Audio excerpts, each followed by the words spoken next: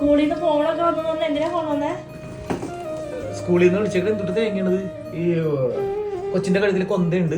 അപ്പൊ അത് കാരണം കൊച്ചിന്റെ കഴുത്തിന് പ്രശ്നമാണ്, അത് ഊരണം എന്നൊക്കെ പറഞ്ഞിട്ട് സ്കൂളിൽ നിന്ന് വിളിച്ചേക്കണം. ഞാൻ ഇപ്പൊ ഓഫീസിൽ ചെന്നപ്പോഴത്തേക്ക് കൊന്ത. അപ്പൊ അവർ പറഞ്ഞത് അത് കൊച്ചിന് പ്രശ്നമാണ്, കഴുത്തിന് പ്രശ്നം ഉണ്ടാക്കും, മറ്റുള്ള പിള്ളേര് വലിക്കും എന്നൊക്കെ ഉള്ളത്. അത് കൊന്തയെന്നല്ല പറഞ്ഞത്. അത് പറഞ്ഞത് എന്താണ് നെക്ലസ് നെക്ലസ് അല്ല റോസറിയാന്ന് പറഞ്ഞു. അവര് പറഞ്ഞത് മാറ്റണം, ഊരണം എന്ന് പറഞ്ഞു. പിന്നെ അത് കൂടാണ്ട് ഞാനിപ്പോ എന്റെ കൊന്ത എവിടെ എടുത്ത് കാണിച്ചു കൊടുത്തു.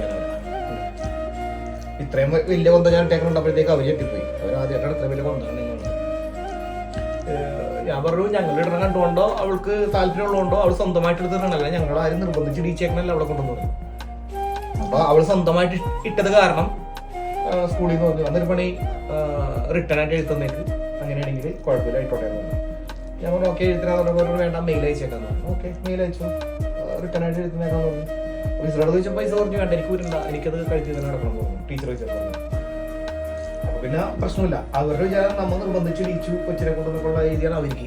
സ്വന്തം കൊച്ചിന്റെ അടുത്ത് മാല പോലും ഇടിക്കാൻ പറ്റില്ല എന്നുള്ള ഒരു കൊന്ത പോലും ഇടിക്കാൻ പറ്റില്ല എന്നുള്ളൊരു സിറ്റുവേഷൻ ഉള്ളത്.